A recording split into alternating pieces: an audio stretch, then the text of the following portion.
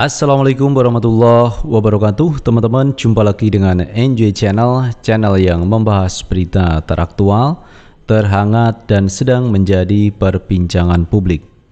Sahabat Enjoy Channel, kali ini yang akan kita bahas mengenai Pak Anies Baswedan yang sampai hari ini perkembangannya sudah pegang tiket untuk maju di 2024, di mana kemarin PKS ini sudah sepakat mengusung Anies Baswedan menjadi calon presiden, yang sebelumnya Partai Nasdem dan Partai Demokrat juga sudah mengusung Anies Baswedan untuk menjadi calon presiden.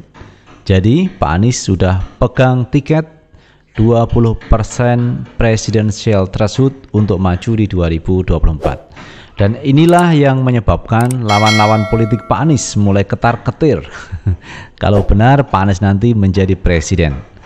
Karena kalau kita lihat teman-teman, kekuatan dari PKS, Nasdem, dan Demokrat itu melebihi koalisi-koalisi yang ada sekarang. Bahkan PDIP sendiri teman kalah dengan koalisi ini. Kemudian koalisi Gerindra PKB kalah juga dengan koalisi ini.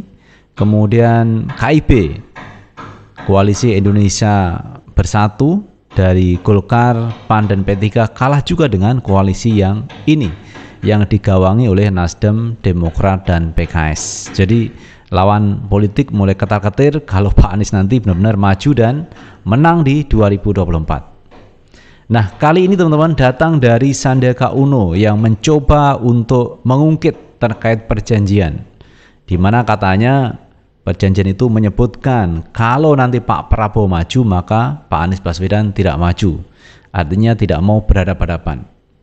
Tetapi benarkah perjanjiannya seperti itu?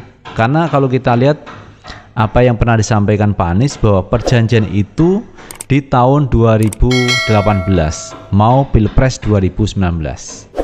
Jadi itu adalah kesepakatan antara Prabowo dan Anies Baswedan. Konteksnya di 2019, intinya seperti itu. Tetapi Sandiaga Uno mengatakan bahwa konteksnya tidak hanya 2019 tetapi berlaku juga di 2024. Katanya seperti itu. Tetapi kali ini teman-teman ada pandangan dari netizen yang menyindir terkait perjanjian itu. Katanya ini adalah kekhawatiran, ketakutan pihak kubu Prabowo takut kalau Anies nanti menang di 2024, makanya diungkit terkait perjanjian. Nah teman-teman, untuk lebih jelasnya coba kita baca berita. Kita ambil berita dari wartaekonomi.co.id.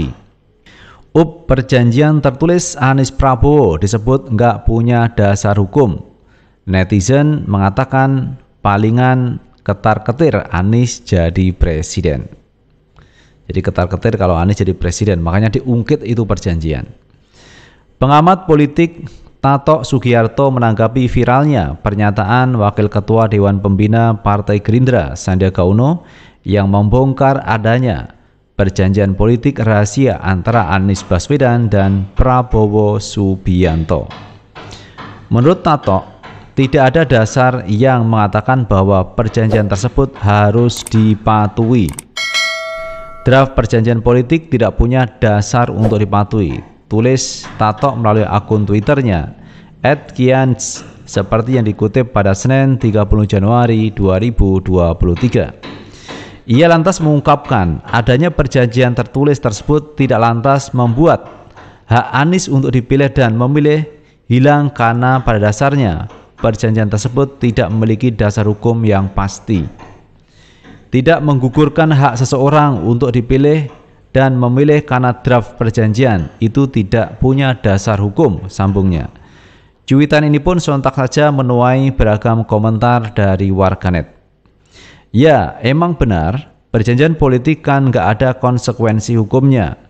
Palingan konsekuensi sosial. Lagian perjanjian politik Pak Anies kan konteksnya di Pilpres 2019. CMIW, tulis warganet. Ketar-ketir Anies Baswedan jadi presiden, imbuh warganet lainnya. Batal apabila haluan beda, komentar warganet lain lagi. Sebelumnya, Sandiaga Uno membeberkan adanya perjanjian tertulis antara Prabowo Subianto dan Anies Baswedan. Perjanjian itu ditengarai berisi ehwal pemilihan presiden atau pilpres. Ia mengungkapkan, jika perjanjian tertulis tersebut telah dibuat pada 26 September 2016 silam, tepat sebelum pendaftaran pemilihan gubernur Pilgub DKI Jakarta pada tahun 2017. Menteri Pariwisata dan Ekonomi Kreatif Menparekraf ini pun menuturkan perjanjian tertulis tersebut telah ditandatangani dan bahkan disertai materai. Jadi perjanjian itu perjanjian yang menurut saya memikirkan kepentingan bangsa dan negara.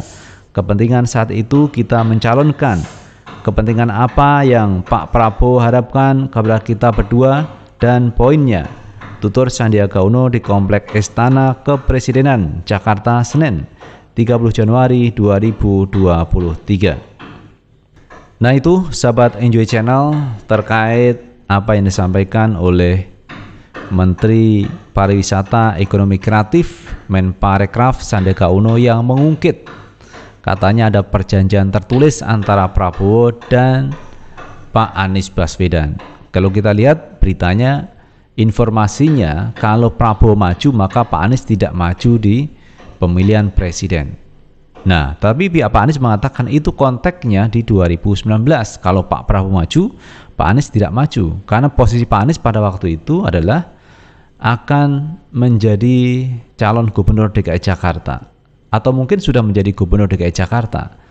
Tetapi intinya Pak Anies ini berpegang pada apa yang menjadi tugas sebagai gubernur, maka dia harus menyelesaikan tugas sebagai gubernur DKI Jakarta. Sehingga Pak Anies ini membuat perjanjian yang intinya tidak akan maju jika Prabowo maju. Konteksnya di 2019. Tetapi menurut Sandiaga Uno ini berlaku untuk 2024. Waduh, ini kalau sampai 2024 bisa jadi 2029 juga kalau begitu lah teman-teman. Jadi ini perjanjian yang tidak jelas menurut saya ya. Kalau menurut pendapat banyak kalangan ini konteksnya di 2019. Ini 2024 yang akan datang. Tentu tidak bisa diikat dengan perjanjian-perjanjian yang seperti ini.